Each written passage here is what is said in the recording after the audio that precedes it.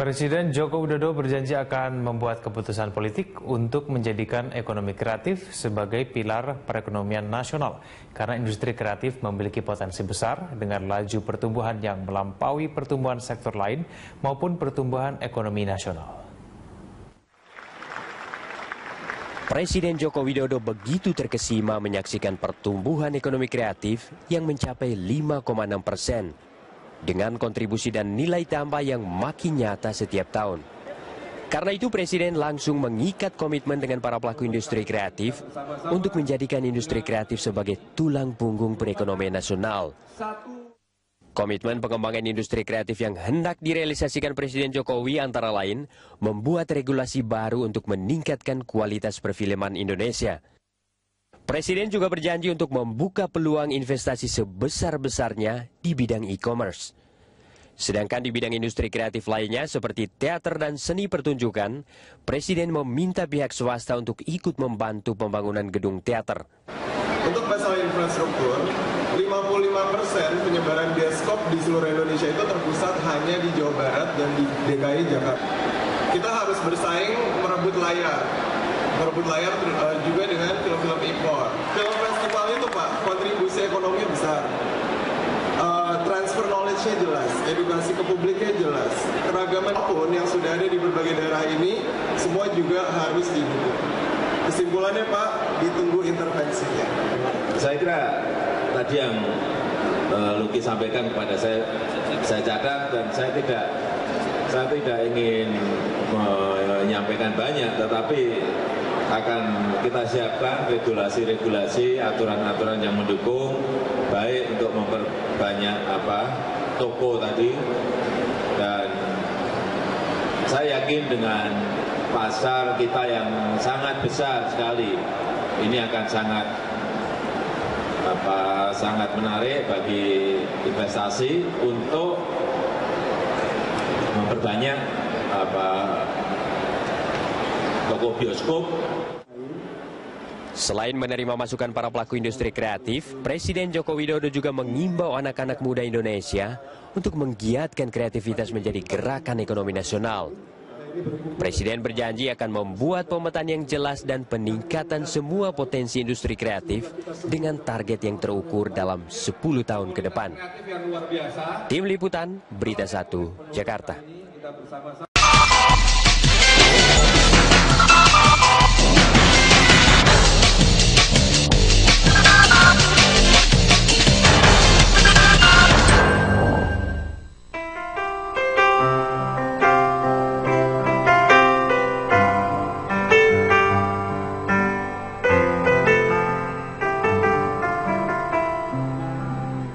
Mas, ya, aku ngutang lagi dong.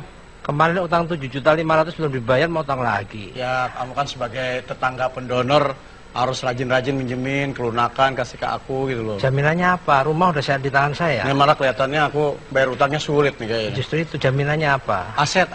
Masih ada aset lagi. Oh iya, kedaulatanku juga udah aku gadein. Jadi apa yang saya pegang? Atau ini deh, satu deh. Tapi pinjemin yang terakhir nih ya. Kalau layak saya pinjamin. Harga diri. Emang punya harga diri, sebentar. Supaya ini fair, saya coba panggil teman saya yang menilai. Kurator gitu. Kurator ya, Caca Aktuaria. Silahkan Mbak Caca. Menilai harga diri. Kira-kira layak didanain nggak? Berapa? Siapa mau dihargai? Berapa Bu kira-kira harga diri saya Bu? Berapa ya? 50.000. Tuh, murah sekali, nggak bisa didanain. Oke. Pakai standar asing, $5 deh. Pulsa harga diri gue. $5 mau, $5. Tapi kenapa sih emang ditaksir-taksir mau menjual sesuatu yang dimiliki? Kemarin nggak bisa bayar aset. Oh iya, kasihan Minjam banget. kedua, kedaulatan gua kasih. Oh, iya, Sekarang iya. tinggal harga diri doang. Iya, benar sekali. Kasih ya. juga. Kasih aja lah. Kebaikannya. Tapi memang pemirsa, kita bahas ya apa yang kemudian saat ini terjadi di Indonesia. Isu sepekan menjadi hal yang sangat penting yang akan kita bahas di Respon pada malam hari ini. Selain juga kita terkait apa yang dikatakan Coki adalah bagaimana kemudian saat ini kondisi Indonesia terkait permasalahan ekonomi pastinya. Kita tahu bahwa Lebaran kemarin kita mengadakan atau merayakan hari Lebaran dengan penuh keprihatinan. Banyak sekali kemudian pada akhirnya para ekonom mengatakan bahwa daya beli masyarakat turun.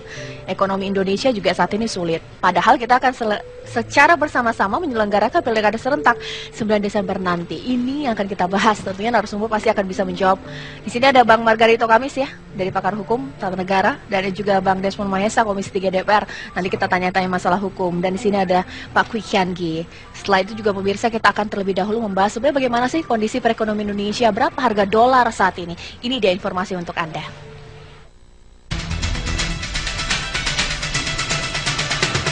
Rupiah memperpanjang rekor pelemahannya dan sudah mencapai level 13.481 per dolar Amerika Serikat. Posisi ini merupakan level terendah sepanjang tahun 2015.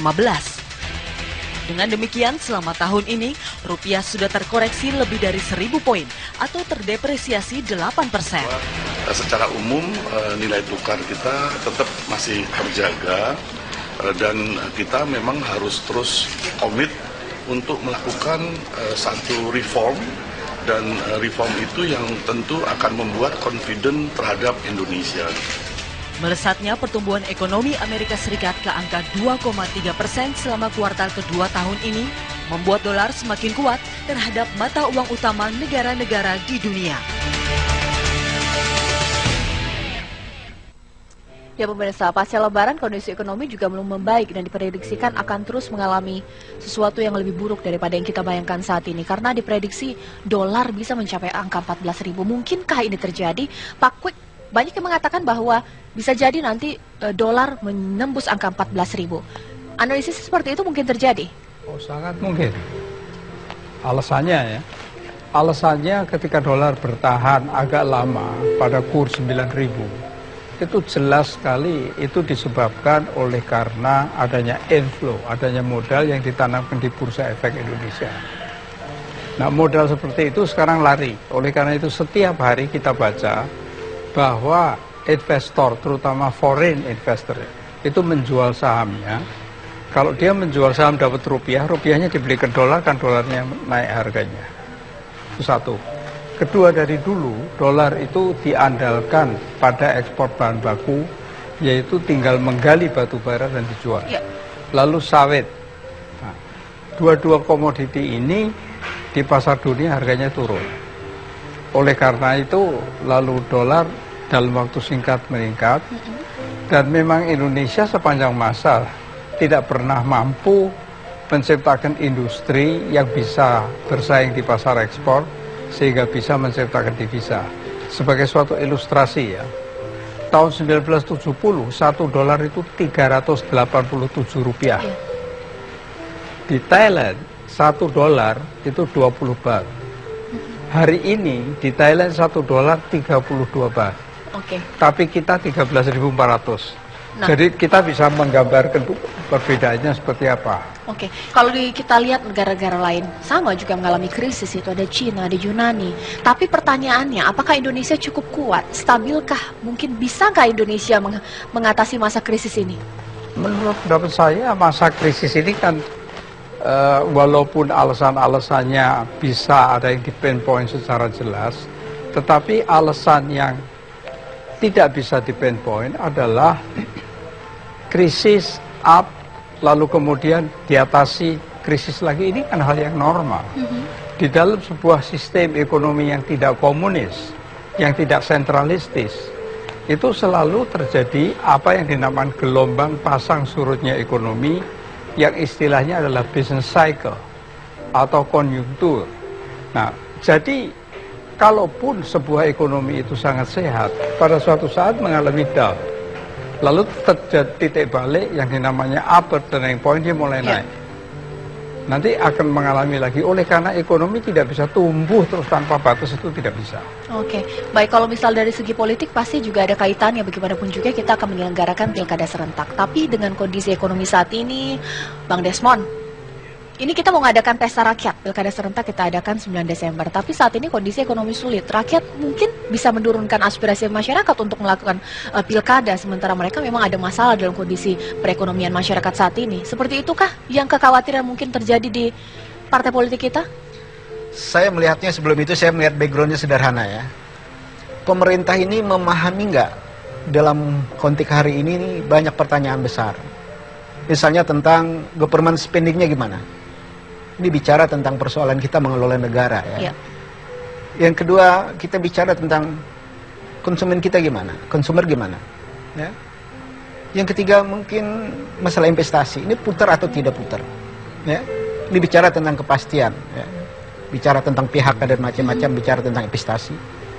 Selanjutnya bicara tentang pajak. Hari ini pajak, siapa yang mau bayar pajak dengan pajak yang dibebankan semakin tinggi. Persoalan selanjutnya adalah persoalan hukum yang belum beres-beres banget. Nah, persoalannya di depan mata Desember nanti adalah pemilu. Ya. Faktor-faktor yang saya sebut tadi, ya, semuanya tidak bagus. Ya. Pemerintah ini seolah-olah kesannya presidennya tidak paham, menteri-menteri tidak paham. Ya. Kalau presidennya misalnya tidak paham, menterinya lebih paham. Anggota DPR-nya? Inilah bagian dari problem. Saya sebagai anggota DPR paham ini, tapi kan ada batas maksimal yang kita lakukan. Kalau kita bicara tentang government spending, ini bicara tentang peran APBN kita gitu loh. Nah ini kan persoalan. Beban-beban itu akhirnya, ya, mulai Lebaran tadi, ya, Desember nanti pemilu, PHK dan macam-macam. Apa yang terjadi dengan sesudah Desember? Ini kan persoalan. Iya benar. Nah, backgroundnya tetap ya di government spending ini gitu loh. Oke. Ya. Saya sekarang mau ke harga BBM deh. Dikatakan saat ini harga minyak dunia mengalami penurunan. Tapi ternyata Pertamina mempunyai alasan bahwa harga BBM belum bisa diturunkan. Ini sebenarnya seperti apa sih, Prof? Kenapa Pertamina mengharapkan untung dari masyarakat gitu dengan menjual BBM? Apa memang seharusnya seperti itu? Ya ini yang menjadi pertanyaan. Jadi kalau Pertamina sebagai sebuah perusahaan yang diberi monopoli dan diberi tugas untuk mengadakan BBM, berarti seluruh proses mengadakan minyak mentah, memproses, menghilang, mendistribusi, lalu kemudian Pertaminanya rugi sampai 12 triliun. Pertama yang akan ditanya adalah laporan keuangannya seperti apa, kenapa kok rugi. Nah, sekarang kalau kita mengenai minyak ini memang terjadi hal yang sangat aneh.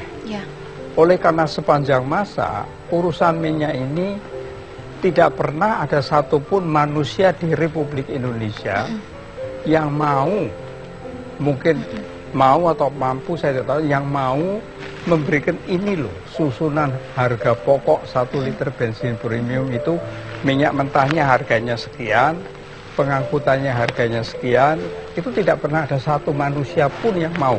Nah, menteri yang paling baru, Pak Sudirman Said, itu pernyataan pertama mengatakan, saya telah menginstruksikan membuat kalkulasi harga pokok bensin per liter yang diumumkan kepada rakyat, tapi tidak pernah terjadi. Dibentuk tim 9 yang namanya tim reformasi pengelola migas, ketuanya Pak Faisal Basri. Dalam waktu singkat dia sudah frustrasi, mengundurkan diri, dan 2 hari yang lalu di Rakyat Merdeka isinya cuma kritik, lebih tidak paham lagi. Bisa memberikan masukannya, meskipun memang ini belum kita terkait pilkada serentak, tapi kondisi saat ini ekonomi Pertamina mengharapkan keuntungan gitu dari apa yang kemudian dikatakan ini menguasai hajat hidup orang banyak. Sementara kemudian Menteri Ekonominya juga tidak melakukan sesuatu yang lebih gitu untuk mengatasi ini. Pertamina kan sebetulnya melakukan apa yang diperintahkan oleh konstitusi gitu ya. Kalau tadi Pak Kwik bilang soal sumber minyak kita, sumber minyak mentah kita yang diambil dari perut bumi kita dan segala macam, jelas diatur dalam pasal 33. Dan itu semua mesti diperuntukkan kepada dalam kerangka mensejahterakan rakyat. Ya. Dengan begitu maka sebetulnya menurut saya dari segi konstitusi, dan itu memang sudah diputuskan oleh Mahkamah Konstitusi, Pertamina harga jual minyak tidak bisa digantungkan atau diserahkan pada istilah beliau ini mekanisme pasar. Naik turun harga minyak itu seperti yo tergantung harga naik turun harga minyak di bursa efek New York misalnya. Nggak bisa. Oleh karena apa? Pertamina datang sebagai wujud dari perintah pasal 33 secara teknis.